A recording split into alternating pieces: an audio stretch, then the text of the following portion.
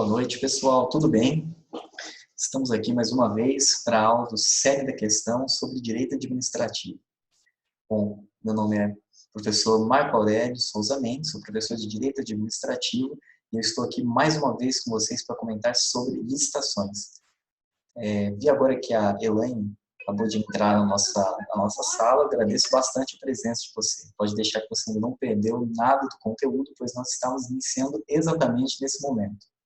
Bom, sem mais delongas, pessoal, vamos agora começar a nossa caminhada, tá? Hoje é um tema que não é muito interessante, né? Então, às vezes, isso até te desmotiva um pouco a estudar, mas não se esqueça que até os temas desmotivadores, eles nos levam aos melhores lugares. E são eles que realmente a gente precisa estar com a bagagem para nos levar onde a gente quer, tá? Pensa quando, às vezes, você acorda e olha lá no seu programa, poxa, hoje eu vou ter que estudar licitações. Poxa, hoje eu vou ter que estudar Código Florestal. Nossa, hoje eu vou ter que estudar empresarial. Empresarial, então, nem se fala, o pessoal às vezes odeia. Então, mas, gente, tem que estudar esses temas, por mais que eles são chatos e enfadonhos, porque eles fazem parte da nossa aprovação. E pense que não são todas as pessoas que ficam nesse caminho que realmente estudam esse tipo de conteúdo. Então, você estudar ele vai te dar uma motivação, vai te dar um gás maior, e você pode ter certeza que você vai estar na frente de muita gente, tá? Também não precisa ficar 10, 11 horas estudando isso, também não precisa se preocupar e, nossa, eu não sei 100% da lei de licitações, da lei 8666. Ninguém sabe, né? Também não precisa ter essa preocupação, mas você tem que saber, você tem que ter uma noção. Por isso que chama o título dessa aula é Aspectos Gerais, tá? Inicialmente, nós temos que ter um raciocínio jurídico em cima das licitações como um grande procedimento dentro da administração pública e que ela dá a garantia de isonomia e a garantia da melhor compra e escolha para o administrador público na sua contratação. Então, a grande finalidade de você ter um procedimento licitatório na administração pública se dá para você buscar um tratamento igualitário dentro da concorrência. Por isso que na nossa aula de hoje, eu vou me pautar em apresentar os principais diplomas legislativos que tratam a respeito das licitações no nosso país, e eu daria uma visão geral a respeito dos procedimentos de todos eles, elencando as principais especificidades de cada um que costumam ser cobradas em provas, porque as licitações têm um grande procedimento geral, que é a Lei 8666, e esse procedimento você precisa ter uma noção com maior profundidade. Mas as demais legislações sobre licitações que foram surgindo no nosso país, para finalidades de concurso, costuma cair delas o que são diferente da Lei 8666. Então, o enfoque dessa aula é trazer um ponto de partida para quando você for estudar o tema de licitações, você já tenha domínio dos principais conceitos da Lei 8666, que é uma legislação técnica, e você consiga identificar quais são as especificidades das demais legislações que disciplinam as licitações do nosso país, pois são essas peculiaridades que costumam cair em prova. Bom, vamos agora iniciar a nossa caminhada a respeito das licitações. Quando eu abri a aula, eu mencionei que a grande ideia de se existir licitações é por conta de finalidades. Logo nos primeiros artigos da Lei 8666, que é o grande estatuto de licitações do nosso ordenamento jurídico, estão presentes as finalidades do procedimento licitatório. Quais são essas finalidades? Basicamente, podemos resumi-las em três. A primeira é a garantia da seleção da proposta mais vantajosa, a isonomia na concorrência e a busca pelo desenvolvimento nacional sustentável. Alguns comentários são interessantes sobre elas. Primeiro, garantir a seleção da proposta mais vantajosa significa uma contratação que seja econômica para a administração pública, ou seja, que alcance o menor gasto possível, mas que também alcance a maior eficiência em determinada compra ou prestação de serviço. Então, isso é um alinhamento, nada mais, nada menos, do que os princípios que estão esculpidos no artigo 37 da Administração Pública Brasileira. Então, a finalidade prevista na legislação das licitações, ela traz, na verdade, um discurso a respeito dos princípios da administração pública previstos na Constituição de 88.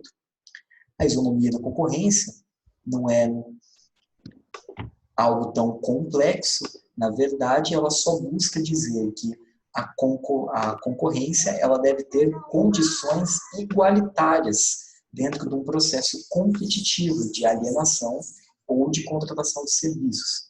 Por isso, então, pessoal, quando a administração pública ela necessita contratar ou ela necessita alienar determinados tipos de bens, ela tem que buscar sempre tratar os concorrentes de uma maneira igualitária, de uma maneira isonômica. Então, você não pode, por exemplo, vem um particular que vai contratar com a administração pública e ele deseja, por exemplo, vender seus computadores. E a administração pública quer comprar esses computadores.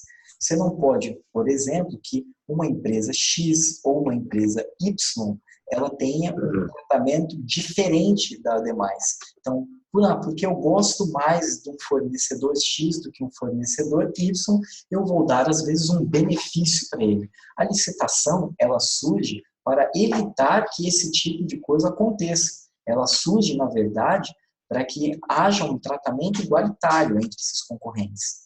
E a busca pelo desenvolvimento nacional, pessoal, ela é algo que foi trazido como uma alteração legislativa por volta de meados de 2008, 2009. A busca pelo desenvolvimento nacional, ela nasceu como previsão legal quando se tentava trazer no ordenamento jurídico uma proposta de que as licitações fomentassem o mercado produtor nacional. Então, quando a economia brasileira começou a melhorar um pouco e a economia brasileira começou a se industrializar de uma maneira mais profunda, a busca pelo desenvolvimento nacional ela foi trazida para dentro da legislação de licitações com uma ideia de que, como o Estado detém um grande montante de recursos, quando ele vai contratar alguém para, seja uma compra de bens, ou seja, para prestar um serviço, ele tem que dar uma prioridade para as empresas que possuam alguns elementos que priorizem o capital nacional, como, por exemplo, tecnologia especificamente brasileira, que possuam no seu corpo uma grande parte de investidores brasileiros. Então, você ter a previsão de desenvolvimento nacional, ela veio de uma maneira favorável na lei de licitações. Agora, como você tem que entender a respeito disso, sobre as questões? Geralmente, pessoal, nas provas, costuma-se cobrar bastante questão de uma maneira não teórica, mas de uma maneira prática. Como assim? Trazem diversos casos em que narram uma hipótese de uma abertura de licitação pela administração pública e aí você, como candidato, é exigido que você identifique se está sendo respeitado determinadas finalidades. Então, geralmente, as provas não costumam cobrar na literalidade, como eu disse, sobre isonomia, sobre garantia, sobre busca pelo desenvolvimento nacional.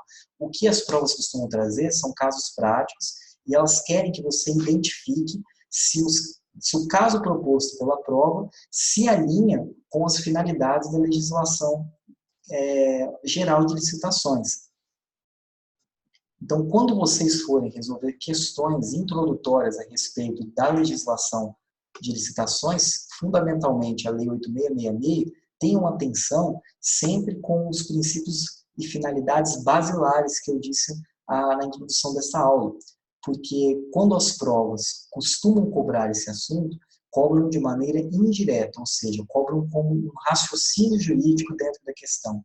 E quando não é o ponto específico, você ter essa noção do que é a lei de licitações, de por que ela existe, quais são essas finalidades que estão previstas especificamente nos seus artigos introdutórios, o artigo 1º e o artigo 2º, que é o artigo 3º da Lei 8666, já traz os conceitos específicos. Você também consegue resolver algumas questões sem você ter a noção técnica do que está sendo pedido no dispositivo legal.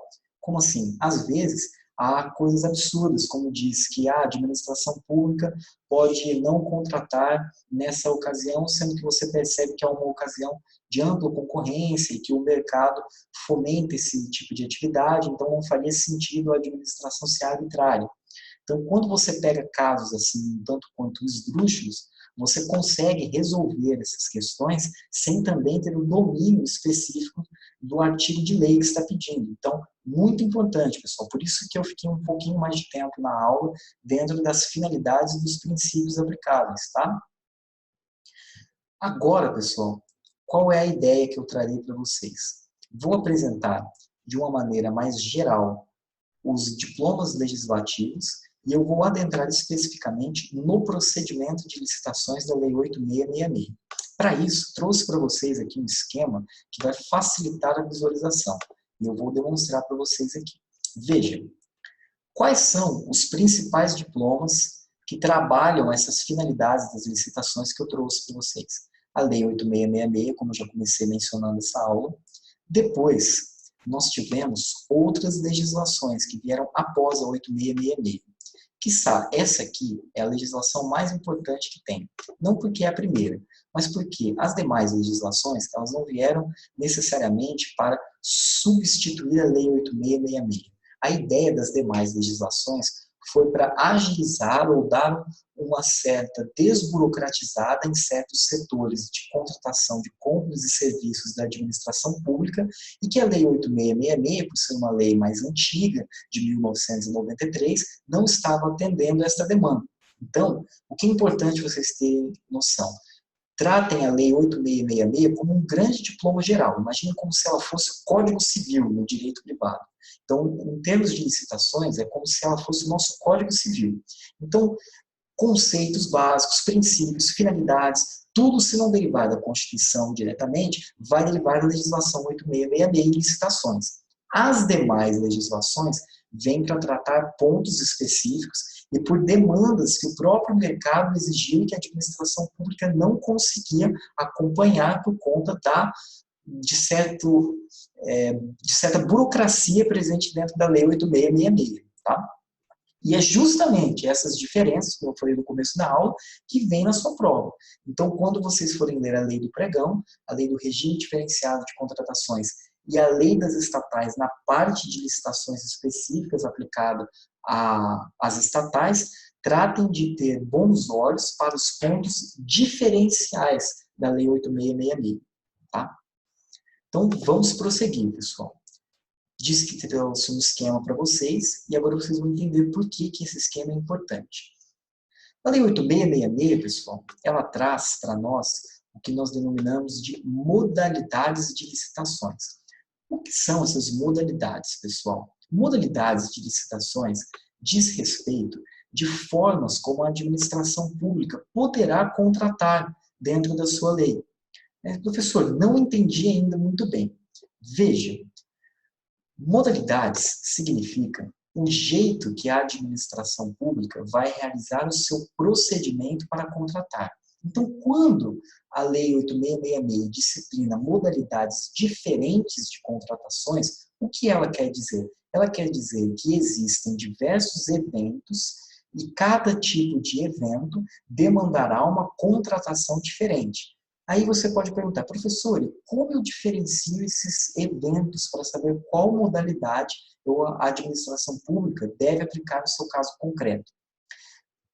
Basicamente, o que a Lei 8666 faz é diferenciar esses eventos através dos valores e dentro dos valores, através de se será compras e serviços que não são de engenharia ou obras e serviços que são de engenharia. Então, veja que eu sistematizei a nossa tabelinha desta maneira. Até certo tempo, os valores não eram esses que eu trouxe na tabela. O que ocorre se você, por exemplo, pegar a Lei 8666 e olhar os artigos que falam sobre as modalidades de licitações, você verá que os valores são diferentes desse que eu coloquei na tabela. Mas por que são valores diferentes? Porque no final do ano passado, como os valores da Lei 8666 já eram valores defasados pela inflação, veio um decreto do Poder Executivo Federal e alterou estes valores.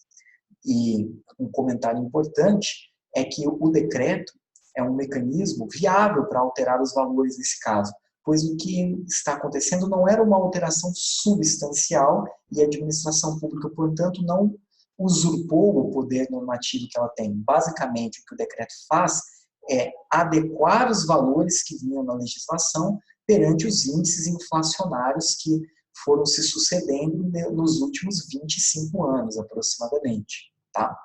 Então, veja que guardar os valores não é uma tarefa muito agradável, mas eu não posso esconder esse segredo para vocês, pessoal.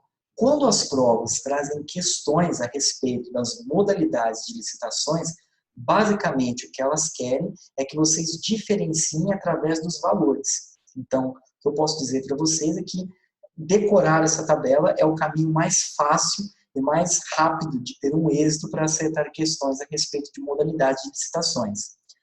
Conforme vocês forem praticando, e eu recomendo muita resolução de questões a respeito desse assunto, vocês vão percebendo que os valores vão sendo internalizados. Mas, enquanto não se internalizem, vocês necessitam decorar esses valores, tá? Agora, o que é interessante vocês entenderem é que existe uma lógica para diferenciar e por que a concorrência tem um valor maior do que o convite, que é um valor menorzinho. É porque esses procedimentos, eles se diferenciam a respeito da engenharia técnica atrás dele. O que é a engenharia técnica atrás deles? Eles também vão se pautar a respeito da complexidade da obra ou serviço ou da compra, seja de engenharia ou não. Então, veja. 4 aspectos, 5 na verdade, aspectos são importantes para que vocês tenham domínio sobre esses procedimentos. Concorrência. O que é a concorrência? Concorrência, ela é, digamos, o procedimento geral, o procedimento que a administração pública pode adotar em qualquer tipo de contratação, qualquer tipo de compra.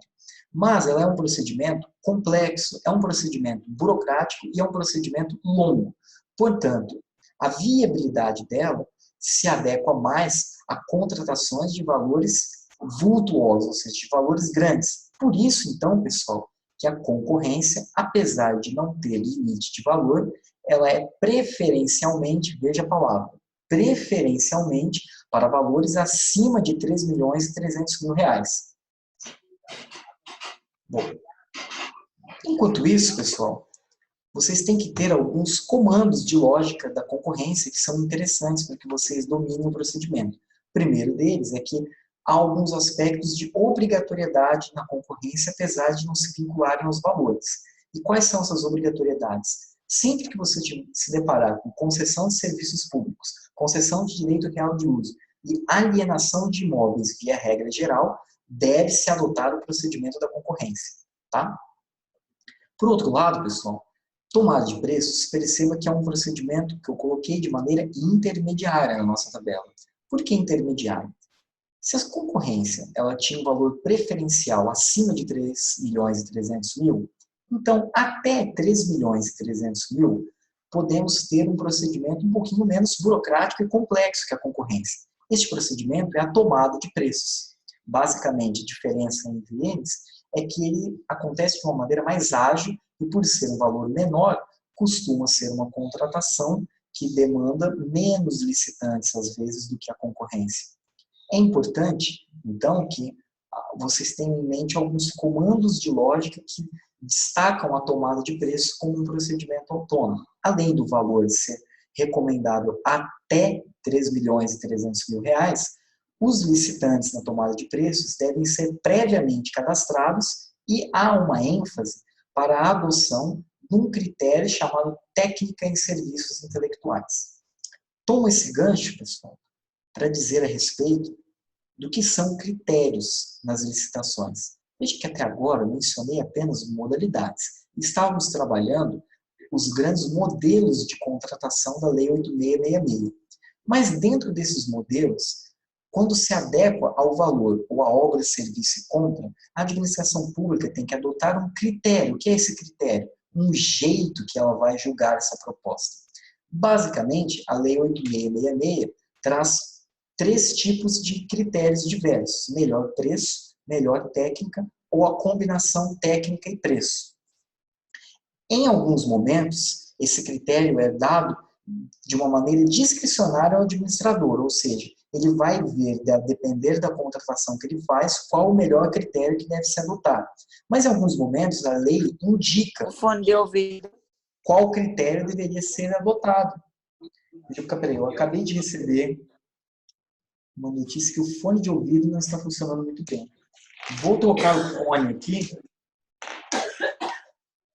para ver se funciona. Só um minuto, pessoal. O meu fone de ouvido, mas não viu não, né? Deixa eu colocar aqui o fone novo. Eu deixo quase nunca o fone. É, porque eu ouvi dizer que estava ruim o fone. Eu deixei lá o fone. Se ficar ruim o fone, vocês podem me dizer, tá, pessoal? Maria Fernanda, acho que o seu computador deve estar um pouco baixo, então recomendo vocês, todo mundo, não só para Maria Fernanda, mas recomendo vocês colocarem o fone, aumenta um pouquinho mais o som de vocês, aí caso o som ainda fique um pouco baixo, pode mandar uma mensagem aqui que eu já recebo na hora e eu troco de fone, que eu já estou com outro fone aqui do lado, tá? Show, pessoal, bom demais, então, ó, vi que já entrou bastante gente aqui, então quero agradecer aqui pelo pessoal que chegou. Para quem chegou agora, né, meu nome é Marco Aurélio, professor de Direito Administrativo, nós estamos falando sobre licitações, tá? Então, como eu disse no começo da aula, que era um tema não muito agradável, mas vou tentar trazer de uma maneira um pouco mais palatável para vocês, um pouquinho mais agradável. E uma maneira que eu também trouxe para vocês de deixar um pouquinho mais agradável, vou contar agora um pouco como que eu preparei essa aula. É de não ficar copiando e colando os artigos do material ou lendo artigos para vocês. É mais interessante que vocês entendam a lei de uma maneira geral, né, como eu estava explicando. Então, quando vocês forem estudar, pensem sempre nisso. Então, por isso que quando eu preparei essa aula, eu imaginei, é melhor eu trazer uns exemplos práticos e eu trazer uma contextualização geral, porque é isso que importa, e vocês vão perceber, depois que assistir essa aula, quando vocês forem resolver questões, mesmo se você nunca tiver estudado licitações na sua vida, vamos supor que você está aqui hoje comigo, é a primeira vez que você ouve falar sobre licitações. Às vezes você nem teve direito administrativo na faculdade, ou você já formou e seu professor foi muito ruim de direito administrativo, ou você dormia na aula, né? Então nunca se sabe o que a pessoa faz, mas enfim, se imagine que você nunca viu licitações.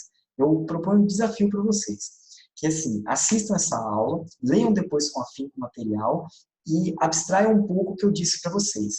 Depois, vão para as questões. Mas, professor, eu nunca li a Lei 8666. Vá para as questões, mesmo que você nunca leu a lei.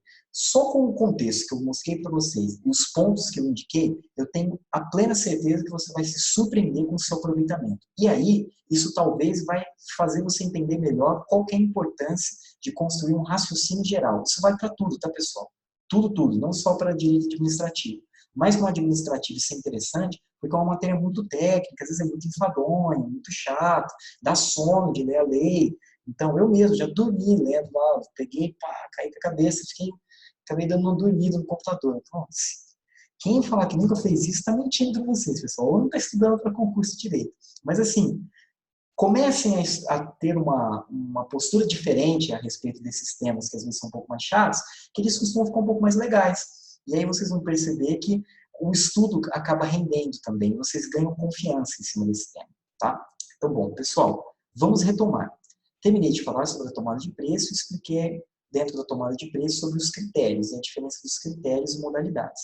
Falta agora, então, uma modalidade específica dos valores que eu trouxe e depois eu vou dizer sobre 2 modalidades que não adotam valores, mas elas adotam outros critérios. Bom, há uma previsão chamada de uma modalidade mencionada como convite.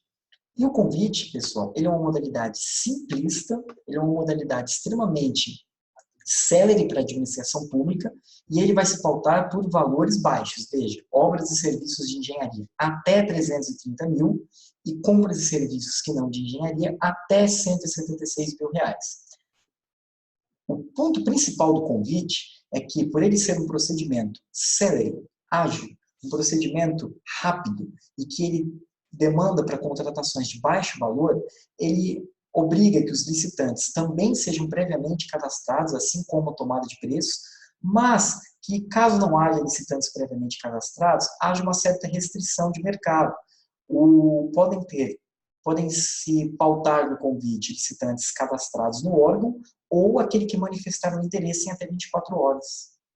Bom, é importante que vocês percebam que eu trouxe na tabela o até. Por que até nessas modalidades? Porque lembra que eu disse que a concorrência é como se fosse o rei dos procedimentos? É o rei porque a concorrência pode para tudo. Então, assim, quem pode mais, pode menos. Então, concorrências, a administração pública pode adotar para qualquer coisa que ela quiser. Mas não compensa, então, adotar a concorrência para valores que são menores que R$ 3.300.000 em obras e serviços de engenharia e compras e serviços que não são de engenharia até R$ 1.430.000. Então, o que acontece? Vocês têm que entender que, apesar da concorrência ser como se fosse o rei do procedimento, ela só tem viabilidade quando seja valor alto, valor vultuoso. A palavra é importante porque as provas costumam trazer bastante valores vultuosos. Guardem também, então, os valores dos procedimentos menores, porque eles são importantes para sempre que a administração pública se deparar com um valor que seja menor que o teto da concorrência, ela vai acabar adotando um outro procedimento, ou seja, a modalidade de convite ou a modalidade de tomada de preço. Há duas outras modalidades que elas se diferenciam não a respeito do valor, pessoal, mas elas se diferenciam a respeito do objeto de contratação, que é o concurso. Ou seja, não é o concurso público, tá? Não é aquele concurso que você vai viajar, faz a prova, não. Concurso é aquele concurso quando você vê algo a respeito de projetos, por exemplo. Você já deve ter visto no jornal ou alguma coisa sobre concurso literário. Com o município, às vezes, ele vai promover um concurso para a escolha de um livro, vai publicar uma obra, ou um projeto arquitetônico, como, por exemplo, Brasília. O Oscar Niemeyer, quando ele fez o projeto de Brasília, foi feito um concurso para saber qual ia ser o projeto adotado, que virou o plano piloto. Então, é esse tipo de concurso que está lá na Lei 8666, tá? Pessoal, e o outro procedimento é o leilão. O leilão, ele serve para alienar especificamente móveis inservíveis, apreendidos ou penhorados. Penhorados não é do processo judicial. Penhorados, aquele penhor, quando você vai na Caixa Econômica Federal e, por exemplo, ele dá uma joia, e essa joia vai ser feito um penhor sobre ela. Então, é esse penhorados que a lei está dizendo.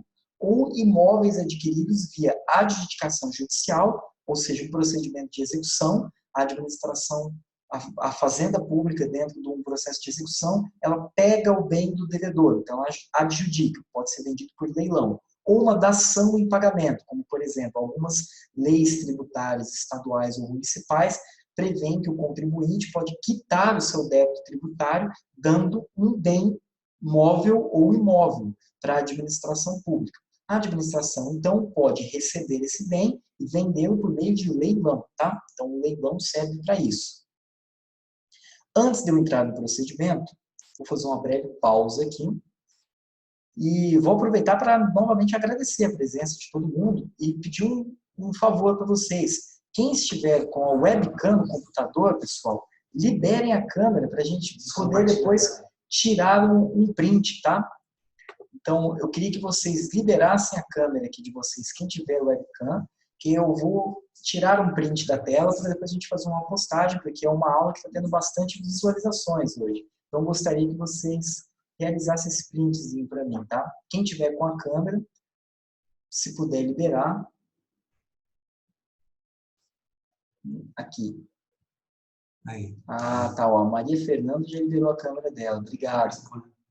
Maria Fernanda, tudo bem? Legal, tá ficando mais tranquilo, licitações? Tá gostando do assunto? Sim, sim. Um pouquinho. Não, legal, licitações nunca vai ser, se eu vou ser sincero. Acho que até a pessoa que ama direito administrativo não gosta de muito estudar licitações. Mas, como eu disse, é um tema importante, né? Então, continua firme e forte que os pontos que eu trouxe para a aula agora são extremamente importantes para a aula, para as provas, quer dizer, tá? De onde você fala, de qual lugar? Garanhuns, Pernambuco. De onde? Garanhuns, Pernambuco. Ah, tá, bem legal, bacana. Pô, bacana a visualização do Brasil inteiro aqui também, então Um abraço aí para o pessoal de Pernambuco também junto. Se essa live depois às vezes vai ser transmitida, então compartilhe com seus amigos. Falam também sobre nossas aulas aqui do Cerne da Questão. Espero que vocês estejam gostando também, tá? Bom, vou retomar agora a nossa aula aqui. Tá, Maria Fernanda? Continua firme e forte, porque a gente está na metade aqui, ainda tem mais um pouquinho. Bom, pessoal, vou voltar agora e vou dizer a respeito sobre o procedimento da Lei 8666.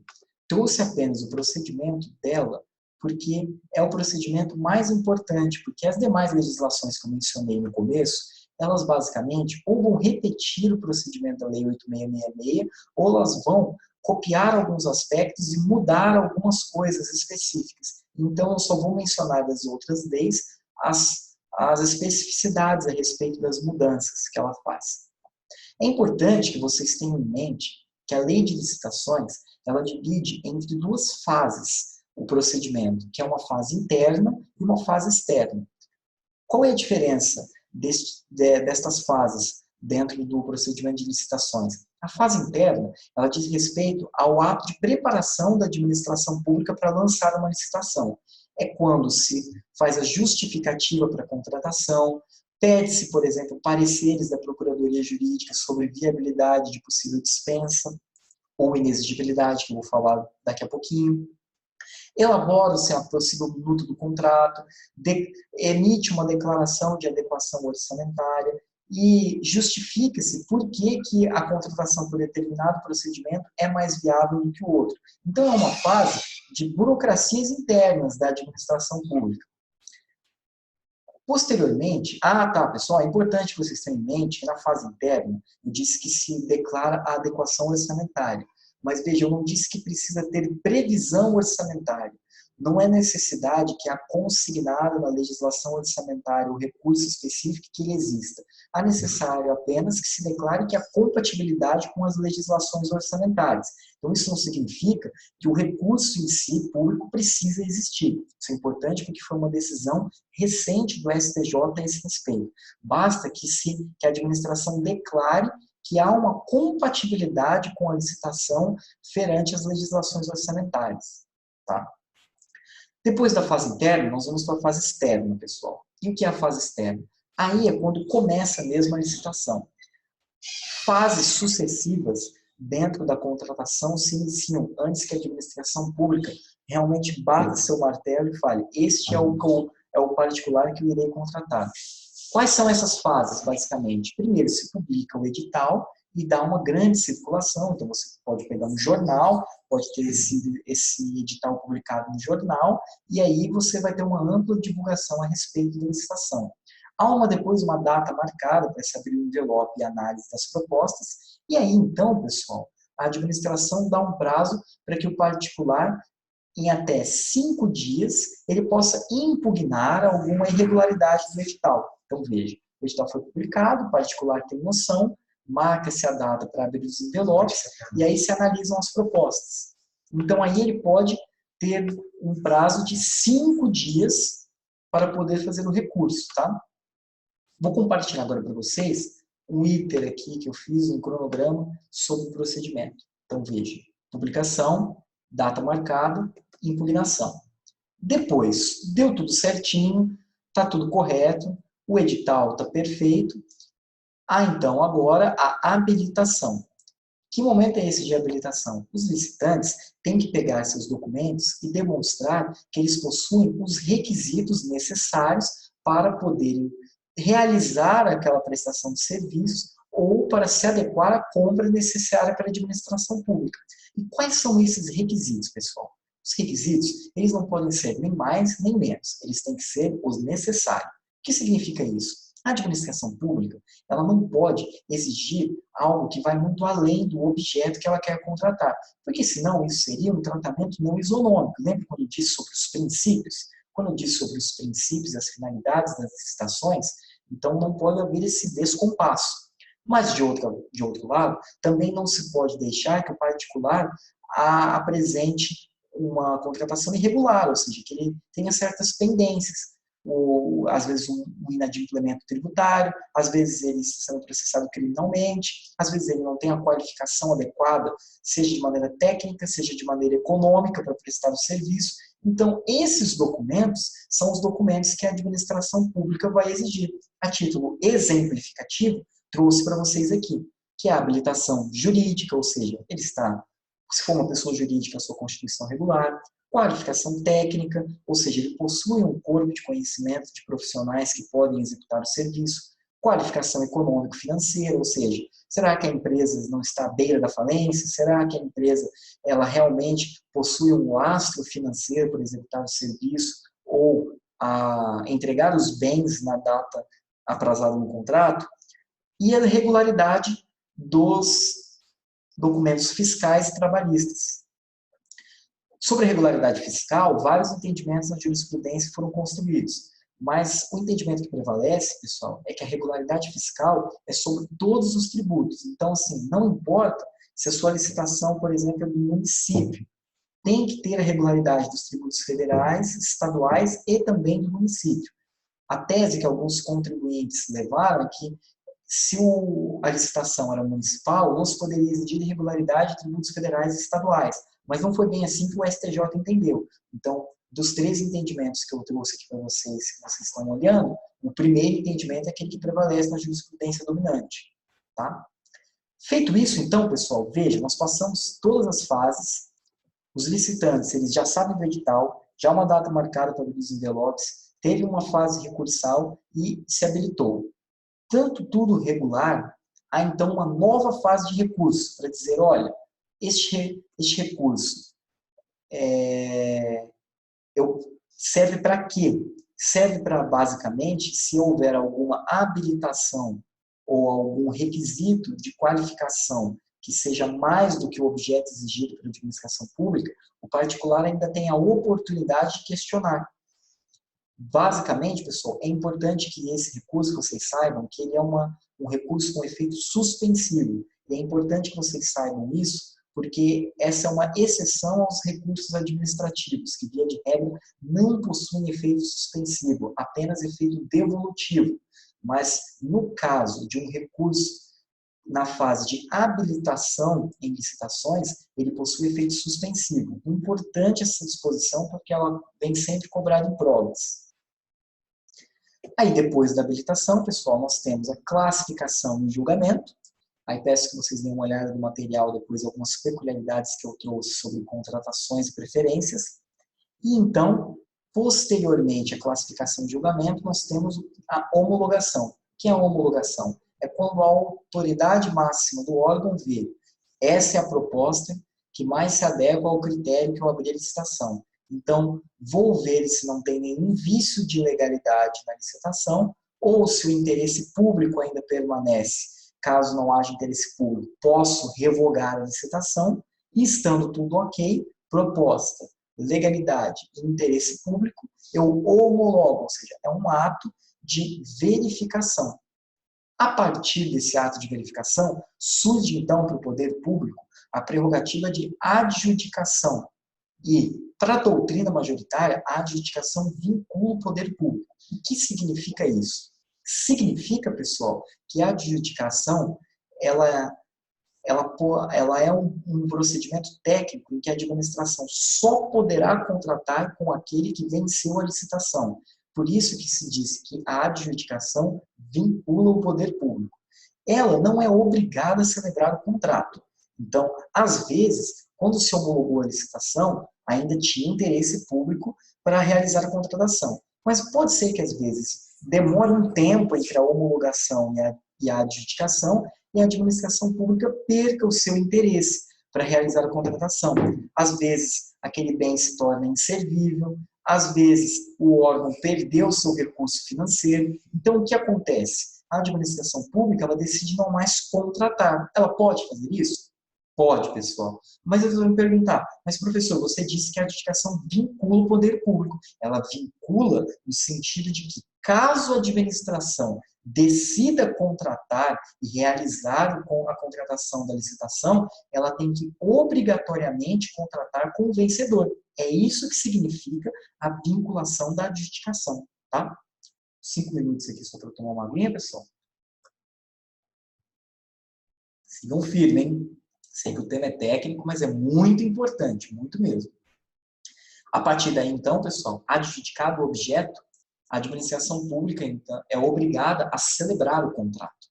Então, se ela decide adjudicar, e a adjudicação vincula, e ela decide adjudicar para aquele particular vencedor, a administração pública, então, tem que convocar dentro de 60 dias o particular para celebrar o contrato. Se não ocorrer isso, pessoal, temos um caso de responsabilidade civil administrativa e possivelmente indenização para aquele particular que não foi celebrado seu contrato, tá? Mas veja, é só se a administração adjudica, não tem a obrigação anterior. Então, se ela para na fase de adjudicação, não gera a obrigação de celebração do contrato, não tem indenização se ela não celebra o contrato. Por outro lado, se ela adjudica, fala que tem um interesse, e ela confere a adjudicação ao particular vencedor, aí ela tem que contratar por obrigatoriedade, tá? Não confundam um pouco as situações, que são coisas diferentes. Agora chegamos ao que eu disse anteriormente que ia trazer para a aula, que é um ponto importantíssimo, a dispensa e a inexigibilidade de licitação. Muita gente acaba confundindo os termos e acaba tornando complexo algo que não é. Por quê? Porque para você não confundir o que é uma dispensa e o que é uma inexigibilidade, basta você entender qual é a razão delas existirem na Lei 8666. Basicamente é o seguinte, pessoal. Imagine que nós estamos diante de uma contratação e que nessa contratação a administração pública ela precisa comprar, deixa eu pensar aqui, ela precisa adquirir um bem muito específico. Eu já dei um exemplo do computador no começo da aula, não quero dar esse exemplo de novo. Pode ser então o software do computador, que já sei. Imagine, pessoal, que esse software que ela vai precisar é um editor de texto extremamente específico e que só um fornecedor tem esse editor de texto. Vamos supor que é o Word da Microsoft. E para a função que ela precisa, só o Word tem aquela funcionalidade. Então, nós estamos diante de um fornecedor exclusivo. Pensem comigo. Se a administração pública abrir um procedimento de licitação, quantas pessoas, quantos particulares vão aparecer para oferecer esse produto que a administração quer? Ninguém, ou só a Microsoft, se ela ficar sabendo tiver interesse. Então perceba que não tem certa razão econômica de você abrir uma licitação nesse caso. Este é um caso, então, que nós denominamos de inexigibilidade de licitação. O que é, então, inexigibilidade? É quando estamos diante de um conceito de inviabilidade de competição. Logo, se é um conceito de inviabilidade de competição, não é possível da lei ter previsto todos os seus elementos no artigo 25. Por isso que nós falamos que o rol da lei é exemplificativo. Quais são as duas ideias principais que vocês precisam ter a respeito da inexigibilidade? Que o bem é singular ou de fornecedor exclusivo, ou que o serviço prestado ele possui uma natureza singular e os seus profissionais têm uma grande especialização, ou seja, um notório saber. E este notório saber é um conceito previsto no artigo 13 da Lei 8666, que peço aos senhores que leiam com atenção o que é a notória especialização para a lei. Agora, pessoal, fica então fácil de vocês entenderem o que é dispensa. Se eu disse que a inexigibilidade ela é um rol exemplificativo e é um conceito de inviabilidade de competição, a dispensa ela é uma coisa algo mais branda. Veja, em alguns momentos, podemos liberar que a administração seja discricionária para contratar. Ou seja, até tem competição, mas tem alguns lugares que ou a competição é baixa, ou às vezes tem alguns fornecedores mais interessantes para a administração contratar, ou ainda pode ser, por exemplo, uma situação de emergência, uma calamidade, e aí não é interessante abrir uma licitação, seja por uma razão de conveniência e oportunidade da administração, ou seja por uma necessidade de urgência pela calamidade. Nesse caso, então, pessoal, estamos diante de dispensa, ou seja, não é que não tem inviabilidade de competição. Até tem competição, mas essa competição é mitigada por alguns outros fatores. E esses fatores podem ser analisados discricionariamente pela administração pública e a administração, então, pode decidir não fazer a licitação nesse caso. Veja, como é um caso mais brando, não dá para deixar aberto. Senão seria muito fácil o administrador ir lá e fazer uma fraude. O que seria essa fraude? Dizer que a qualquer momento, em qualquer compra, em qualquer prestação de serviço, seria uma situação de dispensa. Por isso, então, que o rol do artigo 17 e do artigo 24, que traz a dispensa de licitações, é um rol taxativo, ou seja, é um rol que ele tem as previsões específicas, o administrador não pode sair daquele rol. Um ponto importante, mencionei... Oi, pode dizer, pessoal, tem uma intervenção do Ranieri aqui agora. Professor, e aí, tudo bem, pessoal? Beleza? Beleza aí? Maravilha. Uma coisa na prática que eu vi quando eu fui procurador municipal era a chamada... O Ministério Público alegava que havia uma emergência fabricada. Ou seja, eles demoravam para fazer a prorrogação, eles demoravam para fazer a licitação, eles falavam, puxa, agora precisa fazer a renovação do contrato e tal. Sobre esse assunto, professor, o que pode falar para a gente? Interessante seu caso, Ranieri, porque é justamente o que eu disse sobre a licitação, a dispensa de licitação. A lei traz algumas situações emergenciais, mas essa emergência fabricada é justamente o que eu disse, que é a fraude que deve ser evitada. Então, por isso que o rol é taxativo e ele deve ser extremamente fechado, ou seja, ele deve ser extremamente detalhado. Então, quando nós estamos diante de uma situação que você percebe que a própria administração deliberadamente deu causa para dar aquele evento emergencial, então você vê que ela está tentando fugir do rol taxativo da dispensa de licitações. Então, realmente, não seria caso de dispensa de licitações. E aí, é nesse sentido que a previsão deve ser taxativa, para evitar que isso aconteça. Agora, excelente. Aí, pessoal, uma dica para você que está prestando concurso. Vai prestar concurso no Ministério Público, geralmente você vai pegar pesado, vai dizer que é fabricado isso, que a lei de licitação não foi observada. Agora, meu amigo e minha amiga, se você vai prestar prova de procuradoria, aí você vai observar o que você pode defender ali, de repente o interesse público, veja bem, você tem que vestir a camisa da instituição, né? Agora, você como promotor, né, ou procurador da República, ou juiz, aí é interessante você avaliar o caso concreto, as peculiaridades. Via de regra, como o professor Marco bem disse aí, está explicando muito bem, né, a aula, parabéns pela aula, você pode perceber que a regra da lei é clara, como diz lá no futebol, né, a regra é clara. Então, a regra é clara, você tem que se organizar, mas na prática, saibam vocês, futuros procuradores, juízes, promotores, que na prática as prefeituras atrasam, né? E aí elas falam assim, puxa, precisa licitar, e te dão pouco tempo. Pode fazer dispensa, doutor? Aí você, como procurador na prática, toma cuidado. Vai fazer um parecer? Siga a lei, meu amigo. Ah, mas o prefeito está pressionando. Siga a lei, meu amigo, porque amanhã uma ação de improbidade te coloca no polo passivo também. Então, faça o que é certo e viva sem medo. Beleza? Desculpa aí a intervenção, foi mais para contribuir um pouquinho. Não, sem problema. É interessante esses tipos de exemplo, porque eles dão uma certa contextualizada na parte técnica da lei.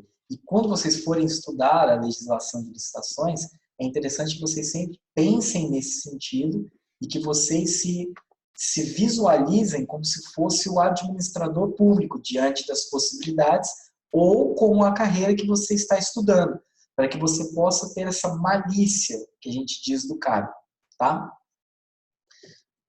Para finalizar, eu disse apenas que a diferença do 17 e do 24 é que no 17 nós estamos tratando de umas licitações dispensadas, ou seja, não há discricionariedade administrativa na escolha e as hipóteses são hipervinculadas, nós dizemos. Enquanto isso, no artigo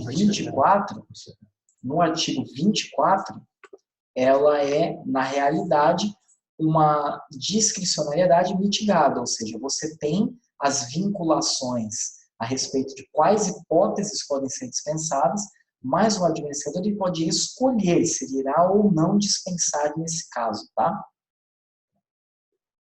Um tópico importante é a dispensa da licitação deserta, tá? Muita gente tem dificuldade em entender o que é a licitação deserta. Veja pelo nome, vamos imaginar assim, todo conceito é interessante que vocês visualizem algo que você relacione de maneira prática. Deserta, o que deserto te lembra? Deserto, não é um deserto? E o que é o deserto? Quando você olha o deserto, deserto é um lugar inóspito, vazio, pensa assim, o Saara, aquela areia quente. Quais são as características de um deserto? Ou seja, a ausência de vida, praticamente. Então, licitação deserta é licitação morta? Professor, é licitação morta. O que seria, então, a licitação morta? É uma licitação em que não apareceram pessoas para concorrer, não tiveram interessados. Então, a administração pública, ela abre um procedimento de licitação, faz tudo certinho, mas ninguém se habilita para concorrer. Aí ela olha, poxa vida, não tem ninguém. Não teve ninguém, procedimento vazio, é como se fosse a morte. Então, a licitação é deserta. Nesse caso, pessoal, a administração pública pode motivar e justificar que se ela repetir a licitação, haverá certos prejuízos financeiros. Depois ela vai olhar, ela vai demonstrar, olha, eu abri uma vez e já não veio ninguém. Quem garante que se eu abrir de novo apareça alguém? Vou gastar mais dinheiro para não contratar ninguém. Então, é mais fácil que eu vá e contrate diretamente alguém, como se fosse um caso de dispensa.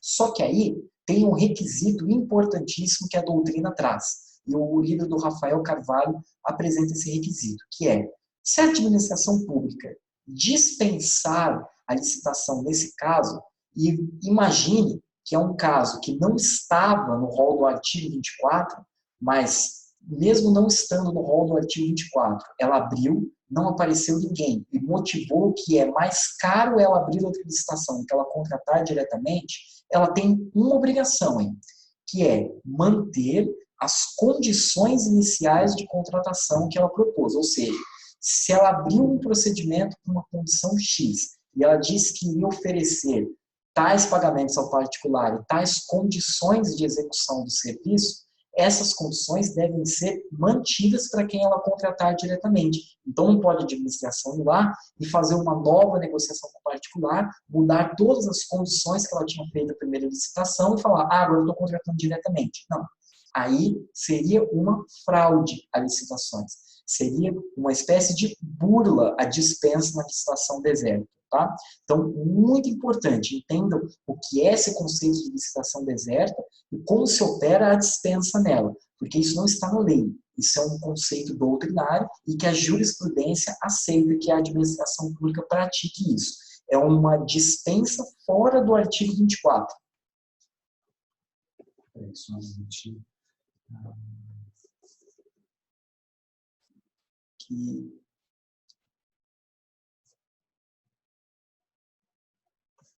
Bom, vamos lá. Estamos encaminhando para o final aqui, pessoal. Vou falar agora com vocês sobre registro de preços e pregão. Peço uma desculpa que pelo delongar da aula, como eu propus que eu ficaria no máximo 1 hora aqui, eu não falarei agora sobre regime diferenciado de contratação e proponho que eu volto uma outra oportunidade e vou falar especificamente sobre o RDC, que foi o tópico que faltou nessa nossa aula. Mas eu voltarei e marcaremos uma nova data para que estabelecemos esse tópico. Mas peço que vocês leiam o material que será disponibilizado, que está bem didático. Então, para finalizar a aula, eu vou falar apenas sobre o pregão e o sistema de registro de preços, que ainda são temas que se relacionam com a 8666. O que é o registro de preços e o pregão? Tá? Em primeiro lugar, o sistema de registro de preços foi um decreto que veio posteriormente pela Administração Pública Federal, em que ela criou como se fosse um cadastro de possíveis contratações. Então, assim, a administração pública percebeu que, às vezes, algumas compras são contínuas, alguns serviços são contínuos, e é muita burocracia para ficar abrindo licitações diversas vezes. Então, o que foi pensado? Eu posso, às vezes, abrir uma licitação, aí eu tenho que abrir, então, uma licitação maior, mais complexa, por isso eu adoto a concorrência, ou, nas hipóteses que se encaixam pregão, que eu vou falar quais são as hipóteses do pregão daqui a pouquinho. E aí eu faço como se fosse todo o procedimento de contratação, mas eu não contrato. Na verdade, eu estou fazendo essa concorrência para criar um banco de fornecedores. Aí eu vou criar uma ordem, falo, olha, fornecedor 1 foi o mais barato, fornecedor 2, o segundo mais barato, e crio um ranking. Aí esse ranking vira um registro de preços. O que esse registro de preços, então, significa? Quando acontecer a hipótese da administração pública querer comprar os bens determinados ou o serviço proposto pelo registro de preços, ela não vai precisar abrir a licitação para isso. Ela pode ir lá, ver quem foi o fornecedor com o menor preço dentro do sistema de registro de preços e contratar diretamente com eles. Claro que isso não impede que a administração pública realize a licitação, porque ela não cria uma vinculação de contratação por aqueles que estão habilitados no registro de preços. Mas ela deixa aquele cadastro prontinho, porque a depender da situação, ela vê, bom, é mais rápido eu contratar diretamente alguém que eu já sei que é o mais barato, do que eu abrir e pesquisar de novo só para ter certeza que aquele fornecedor é o mais barato. Então, o sistema de registro de preços, ele vem para dar uma agilidade nas contratações da administração pública, tá? Vamos agora, finalizando, pregão. Aí eu disse, no sistema de registro de preços poderia ser adotada concorrência ou pregão. E por que eu falei das hipóteses específicas e que mencionaria agora? Porque o pregão, ele nasce posterior à Lei 8666 e ele nasce num momento de desburocratização das licitações. Ele é uma lei que nasce para contratar de uma maneira mais rápida e de uma maneira mais econômica. Mas não pode ser qualquer contratação. Ele é específico para contratações de bens e serviços que são denominados de comuns. E o que são esses bens comuns? São bens que têm delimitação objetiva no edital e que, de comum, ele tem um uso corriqueiro e cotidiano na administração pública, como, por exemplo, comprar material de escritório. Imagine que a administração precisa comprar canetas, resmas de papéis, deixa eu ver o que mais, grifa-textos, post-it e blocos de anotações. Então, esses bens, eles podem ser classificados de maneira comum no edital. Por quê? A administração pública, para comprar uma caneta, ela pode colocar a descrição. Caneta transparente de cor preta, ponta metálica. Ou resma de papel A4 reciclável sulfite. Então, todos esses tipos de definições que podem ser dadas como comuns por edital e que são de aquisições corriqueiras da administração pública, a administração pode, então, adotar o pregão. E por que é mais vantagem adotar o pregão? Por 3 coisas. Primeiro, ela tem uma inversão de fases perante o procedimento que a gente comentou agora da 8666, que ela primeiro classifica para depois habilitar, isso acaba tornando mais rápido.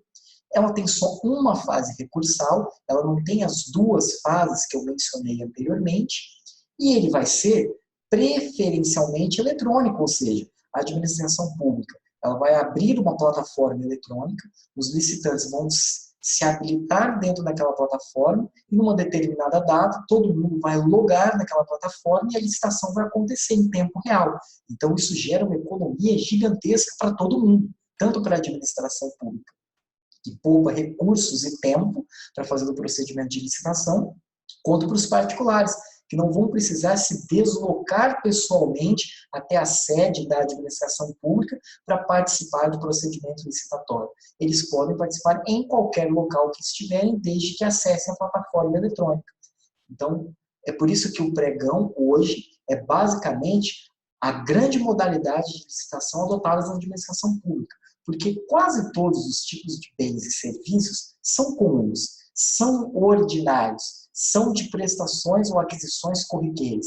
Então, basicamente, para muita coisa, vai poder adotar o pregão na administração pública.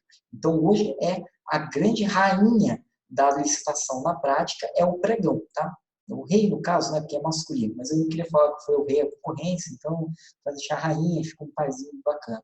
Mas, assim, entenda, pessoal, que hoje o pregão ele é muito importante que vocês estudem a lei, que é uma lei cheia de detalhes, porque, como ele é uma das modalidades que é mais adotada na administração pública, ele, então, vai ser uma das modalidades que é mais cobrada nas provas. Mas esses 4 pontos que eu expliquei para vocês a respeito do que é o pregão, com eles vocês já conseguem matar boa parte das questões. Mas peço que vocês leiam a lei do pregão, porque ela é cheia de detalhezinhos técnicos e que às vezes podem cair nas provas. Questão de prazos, critérios de desempate, resolução de conflitos e por aí vai, tá? Bom, vou encerrando por aqui, pessoal, nossa aula. Peço de antemão de desculpas por não poder falar sobre regime diferenciado de contratação, mas imaginei que o tempo daria, mas tinha bastante informação no procedimento da 8666. Então, volto numa próxima oportunidade, quem sabe semana que vem, e falo especificamente só sobre o RDC, e aí dou uns pitacos na lei de licitações sobre as estatais. Mas veja que foi bastante informação hoje, né, pessoal? Então, dá uma descansada na cabeça, dá depois agora, vai fazer uma coisa fora do estudo, se você assistiu essa aula do começo até o final, vai descansar, vai dar uma voltinha, vai comer alguma coisa, vai visitar seu namorado, seu marido, sua mulher, sua esposa, sei lá, seu amante, né? Nunca se sabe quem está vendo essa live, ou seu cachorro, vai passear com ele, enfim. Descanse, porque a quantidade de informações que a gente apresentou nessa aula foi bem grande, e informações bem técnicas. Então, essa é a melhor hora para você descansar, porque é no descanso que você realmente acaba consolidando o seu conteúdo estudado, tá? Não se engane, pessoal. Durante o estudo, você não está guardando, você está aprendendo. Você guarda no descanso. Então, por isso que o descanso é muito importante. Por isso que fazer outra coisa dentro do estudo é importante. É nesse momento que você está consolidando lá seu conteúdo, né? E aí, quando você for resolver questão e fazer revisão, você vai identificar mesmo que você não sabe. Então, depois dessa aula, se você não tem mais nada para estudar, vá descansar, tá? Deixo agora um adendo para que vocês sigam no canal do YouTube o CERN, que vocês sigam também no Instagram o perfil do Ranieri, @Ranieri Nogueira. Sigam também o meu Instagram, que é @Aurélio Mendes, onde eu posso responder algumas dúvidas se vocês se interessarem, tá? Peço de antemão alguma desculpa sobre a abordagem técnica dessa aula, mas que era um tema que não tinha como... Não precisa pedir desculpa, não. A Maria Fernanda acabou de agradecer aí as informações, a oportunidade, ela disse, né, de ter essas informações aí. E como... Desculpa te interromper, né, Marco? Mas só para você não precisa se desculpar, não. Ah, beleza. Então, Maria Fernanda, eu que agradeço aí pelo elogio, por ter gostado das informações. E qualquer crítica, sugestão, também estamos abertos, mas muito obrigado aí. Pode ter certeza que essas informações vão ser valiosas para a sua aprovação. Independentemente muito legal. de qual concurso você fizer, essa matéria eu te dou uma certeza que a chance de cair é altíssima. Tá? Não importa, desde uma carreira pequena até uma carreira uma carreira grande ou uma carreira pequena. Licitações é um tema imprescindível que você seja aprovado em direito administrativo. E para quem está perguntando se o material vai ficar disponível, o material ficará sim disponível, aí o Ranieri vai mandar para vocês depois, tá? Sim, haverá material disponibilizado e como o Marco disse, o professor Marco disse, para você fixar a matéria, você faz questões. Faz questões, anota no seu resumo, que você vai ter acesso a esse resumo, então você precisa fazer esse complemento. E descansem. E não se esqueçam de aplicar a matéria, fala em voz alta, grava um áudio, tudo mais. E reforçando apenas, se você estiver assistindo esse vídeo no YouTube, deixa sua curtida, siga o canal do CERN Cursos Online, como o Marco disse, o canal dele, o YouTube, desculpa, o Instagram dele, tá como lá? Marco Mendes? Como não, tá? Aurélio Mendes. Aurélio Mendes, que é Marco Aurélio Mendes, né? Tá Aurélio Mendes lá, sigam o Instagram dele. E o Instagram também, Ranieri_Nogueira. Pessoal, obrigado pela participação. Mais algum recado aí, professor? Não, só isso mesmo. O recado que eu dou para vocês é bom descanso e continuem firmes nos estudos, tá?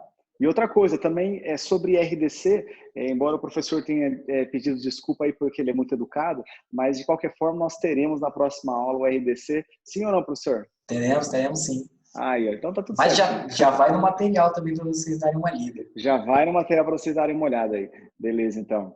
Até uma próxima, pessoal. Obrigado, professor. Um abraço, boa noite. Um abraço, boa noite.